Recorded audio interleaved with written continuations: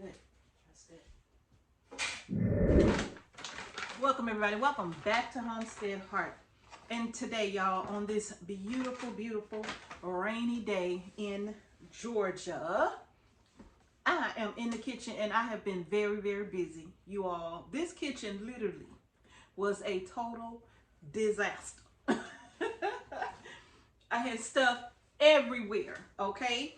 I've been baking bread, you all. I have been making some chicken stock. I literally just finished this stock yesterday night. And I turned the fire off and let it cool down. It's just been sitting here on this stove, and that way it'll be ready for me this morning, right? So this stock right here is literally delicious. It is a seasoned stock, but it is low sodium. I didn't use a lot of salt in this stock, but I did season it with some other herbs and spices. I put in some garlic and onion and some minced onion and garlic, minced garlic as well. Even though in the stock I did have onion and garlic, cloves and carrots and celery and all of that in it as well. But I added some herbs and spices and a little bit of white pepper. And y'all, this stock tastes so delicious. So I'm about to get this in the pressure canner back there. I've been grinding turkey meat as well. And so I've just been busy. And now I'm actually in the kitchen putting up my soft white wheat. And the reason why I decided to bring you all along with me just for a small portion of this part is because I knew that it was a big question and concern when it comes to putting up the wheat berries. How should we go about doing that?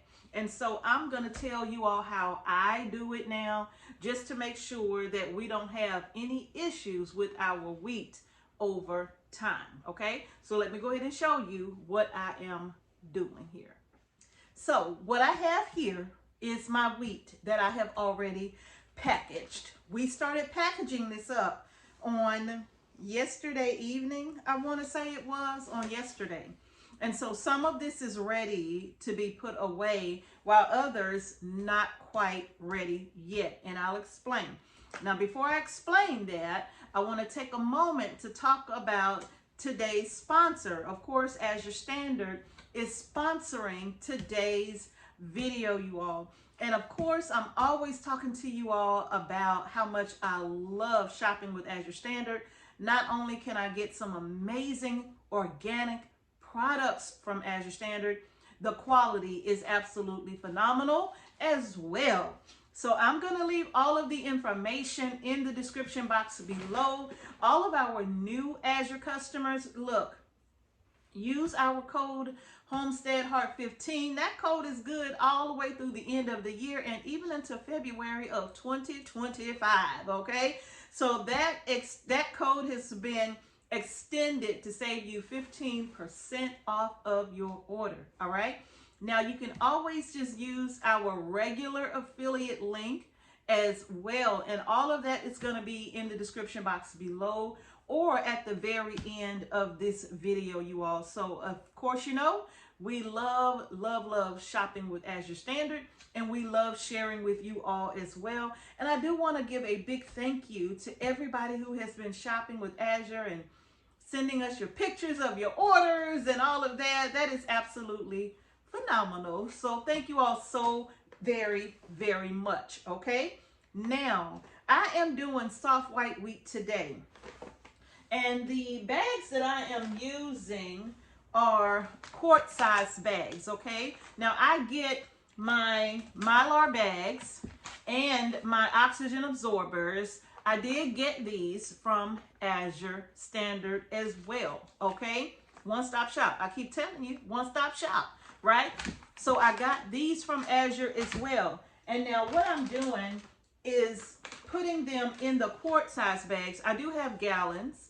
I do have larger bags, okay? But for my soft white wheat, these are the bags that I am choosing to use for a specific reason. Now, the good thing about these Mylar bags is that it comes with this little seal here this little zip seal. And I love that because if you don't use everything in the bag and you want to seal it back up, you can seal it back up this way, all right, without having to heat seal it. So what I am doing, oh, I have my measuring cup here, and I am literally just pouring in a total of 4 cups of my soft white wheat, okay? 4 cups. Now my soft white wheat, I only use soft white wheat for quick breads. You know, like if I'm gonna make some biscuits, or if I'm gonna make some pie crust or anything like that, just a quick pastry, right? This is what I use right here, is the soft white wheat. Now another thing I use my soft white wheat for is when I'm making my farina bread. If y'all haven't seen my recipe for farina bread, I will leave it at the end of this video, okay? It's not cornbread, because remember I told y'all Mrs. H don't eat cornbread. So I make farina bread instead, okay? Or cream of wheat bread is really what it is, but either one, okay? It's just cream of whole wheat, and I make bread with that cream of whole wheat, okay? So if you haven't seen that video, you gotta look at that video, okay? But I use my soft white wheat to make that as well. And I have pre-labeled my bags here, and I'm gonna write November up here as well, because I got to do that part.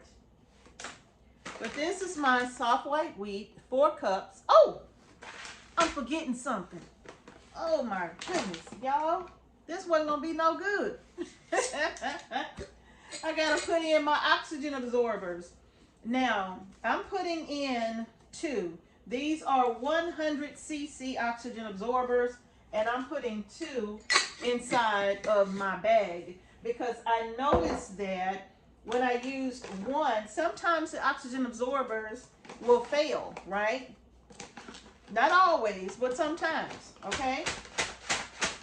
And I just tamp this down to try to get any extra air pockets out so I can squeeze out any other or any excess air as best I can. And then I fasten it with that little zip, okay? So I have 2 oxygen absorbers in here. And I've sealed it here. Oh, wait. Okay. Yeah, okay, so it's sealed. But that's not it, okay? I'm actually gonna heat seal this as well with my impulse sealer. And what it's gonna do is form a seal across the top. And I'll take you over and show you that once I'm done, okay? But, actually, let me set this to the side. I don't wanna mix it up. But, as you can see, these were the ones that we did yesterday. And all we did was what you just saw me do, except for I heat sealed it right here. And you can see the difference between the 2 bags, okay? You can see one, look at there, how the air is being pulled out from the oxygen absorber, and this one has not yet, okay? See the difference? Yeah. All right. Now, once this is, and I do leave these out on my counter for a couple of days because I want to make sure that the oxygen absorbers are going to do their job. And if the oxygen absorbers fail, the last thing I want to do is put this away and then find out later that it didn't work because I have a bag full of WEEVILS, right? Okay, so now that brings me to my next thing. There are a couple of ways that you can preserve your wheat berries to prevent weevils from hatching in your wheat, okay? Unfortunately, inside of this beautiful bunch of wheat right here, there is larva. There is the larva of those weevils, right? And they will get in and they will eat holes inside of your wheat. Now, before I talk about how you can take care of that to prevent them from hatching, I think someone asked the question a while ago, if the weevils eat holes through your wheat, do you keep it? For me, I do keep it, but not for what you think. I don't eat it, okay? The reason why is that these wheat berries, they're made up of several different parts. There are several different parts to the wheat berry, which includes the endosperm, the hull, of course, the germ, and the bran, okay? So when the weevils eat holes through your wheat berries, and they're eating the nutritious part of your wheat berries, what's left is not something to me that's going to be beneficial to our family. They're literally eating a hole in it. So they're not just taking the endosperm, they're eating the germ and they're eating the bran. And what's left is just the outer shell of this little seed here, right? So to me, it's void now. Let me see if I can show you that. I probably won't be able to. It's so small. To me now, it's void of nutrition. I can't show you, but anyway, you can see them. They'll be void of nutrition, in my opinion. So I do not save this and grind it up for any reason, okay? I literally will take it and I will give it, I will soak it overnight, and then I'll just let my chickens have at it, okay? But no, I do not. Now, I know some people do, and you know, it's your preference, it's your choice, whatever you choose to do. You know, I'm gonna tell you all the time, it's your kitchen, right? Do what you want to do, okay? So for me, I do not keep it once they have eaten holes through the wheat. I go ahead and get rid of it. And that way, I know that when I'm grinding this into a powder, the whole purpose for me purchasing the wheat berries and grinding my own flour is so that my family has the complete benefit, the complete nutrition from these seeds that's going in whatever it is that I'm making, be it breads or pastries. I want them to have all of the nutrition that comes with grinding your own flour, okay? So nope, I don't hold on to it, all right? All right. Okay, now, how in the world am I going to prevent this? Remember, I did a video, and I shared with you all how I allowed my bucket of wheat to be completely destroyed by those weevils, right? They literally was just everywhere. You could literally put your ear down there and hear those things just crawling around. Oh my goodness, it was so disgusting to me. I ain't eating it. It was so disgusting, right? So how do I prevent it? You have a couple of ways that you can do it. Some people actually will take their wheat berries and put them in the deep freeze. But Mrs. H, what if I got 25 pounds or 50-pound bag of wheat berries? How am I supposed to put all that in the deep freezer? In a timely fashion, right? Now, that's not the only way. If you have a small amount of wheat berries, yeah, you can probably sit them down in your freezer, no big deal. But if you got 50 pounds, that's a lot, right? So now another thing you can do is, like I just showed you, what I'm doing is I'm putting them in my Mylar bags with my 2 oxygen absorbers, and then I'm heat sealing them, taking out as much of the air as I can on my own, but then I seal them with my impulse sealer. And once I can see the air is being vacuum sealed out, I know that this is now safe for me to put it in the storage. Why? Because if there is no oxygen in this bag, I don't have to worry about the weevils hatching out, okay? No oxygen, no weevils.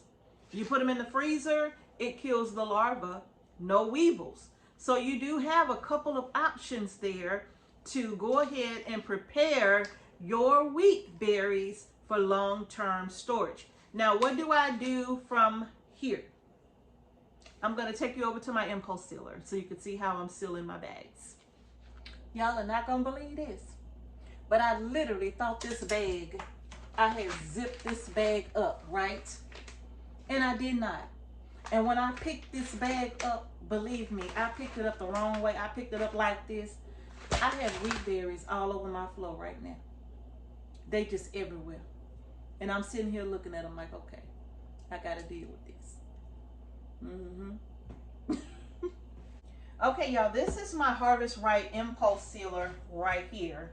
And I have it plugged in. And it has a dial on the front right here so that you can set the temperature or the setting for this, right? And I just keep mine on like 5.5 or something. And literally all you're gonna do, and because you have that zip seal right here, I am going to come up and heat seal it above here. So when I rip this off, if I still wanted to be able to either reseal it with the impulse sealer, or if I just wanted to zip it here, I have definitely got the room to do that, okay? So I'm just gonna put this on my impulse sealer that I use with my Harvest Right freeze dryer. And what it does is that it heat seals it across the top, like so, like that. See, oh, that's kind of hot too. So, but as you can see, that bag is sealed, okay? Now what happens is that when I press down, this light, it's just not my day. Now that I have the wheat berries and the rosemary off the floor and the countertops, let me continue. All right, you all, so my impulse sealer has a light right here. So when I press this down, that light comes on. And when it's done sealing, the light automatically goes off, letting me know that it has completed its task, okay? So what I'm gonna do now is take my bag of wheat, push that oxygen absorber down in there pretty good, and then I'm going to seal that up with my hand. Got a little space. So that's how I try to take as much air out as I can, okay? So you just do the best you can with that. And then I'm just gonna put it back on here. Press that down. It's done. And my bag is sealed. Bam. And that is how I seal my bags and put them away. Now I am gonna put my bags down in just a 5-gallon bucket. Okay, that's it.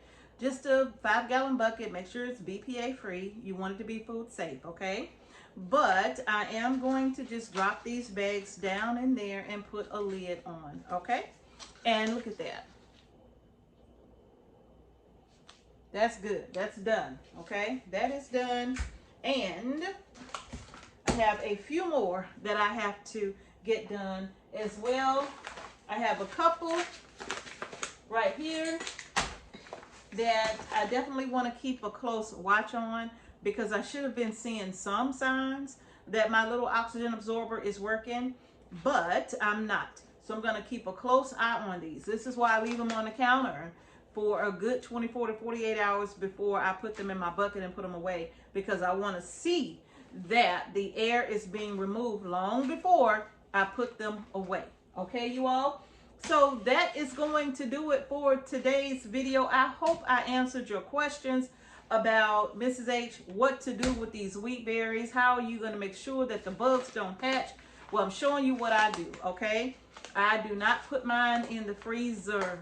That's a lot of wheat, okay? So I don't put mine in the freezer. I'm doing it exactly the way that I just showed you, okay, you all? And this method works. Now, the size of Mylar bag that you use is totally up to you. It's going to be based upon your usage and your needs, okay? For my hard red wheat or my hard white wheat, I may use a different bag than this 4-cup bag, because every time I bake bread, I'm using 1,000 grams of flour, which is roughly 8 to 10 cups of flour, okay? Because I'm not baking bread to bake a loaf. I'm baking several loaves at a time, right? So I know I'm gonna need a minimum of 1,000 grams, or that 7 to 10 cups of flour milled. and that's what I'm going to use, and it'll give me enough bread for about, I don't know, it gives me about 4 loaves of bread, depending on what I'm doing, okay? So I know exactly how much I'm going to be using per batch of bread, so I will package up my hard wheats accordingly. My soft whites, I don't use this like every single day, but it is something that I use on a regular basis. And so packaging your foods, you all, it doesn't matter what it is. If you're doing rice or sugar. Now you all have seen how I do my beans and my rice. I really don't bother with Mylar bags for those. I do put them inside. Now if you want to use a 5-gallon Mylar bag just to give your food that extra layer of protection, feel free to do that. But I use rice and beans. I put it in a bucket. I put bay leaves in as I go. The bay leaves also help with weevils and whatnot, and no, the flavor of the bay leaf does not come across in the beans and rice. And if it does, it's okay with me because I love the flavor of bay leaves anyway. But I don't put them in my wheat, okay? Now sugar, you don't use an oxygen absorber at all. Okay, whatever you're going to store your sugar in, store it in that, but do not use an oxygen absorber. You'll have a brick on your hand, okay?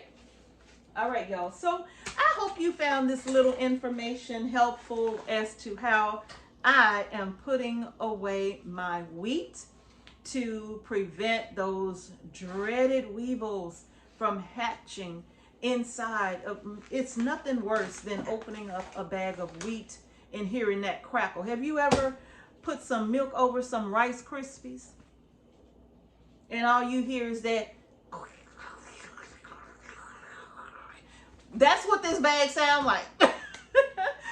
When it is full of weevils, that's what it sounds like. It's, and I hate that, right? I hate that so much. So y'all, put your wheat away properly. Store your food properly so you don't have to do like I did and ruin so much wheat. Do you know that was a lot of wheat for us to be ruined? And of course I had to replace that 50 pounds of wheat is what it was, you all. I had to replace that and start again. So keep that in mind when you're putting away your grains, all right? So y'all, that's gonna do it. If you like the video, give it a thumbs up, share on your social media platforms as well, and don't forget to subscribe to our channel and hit the notification bell, select all, so you don't miss any videos that we upload to our channel. So thank y'all for watching Homestead Heart. Peace and blessings to each and every one of you. I'm gonna get back to my wheat, y'all, and I'm gonna see you in the next video.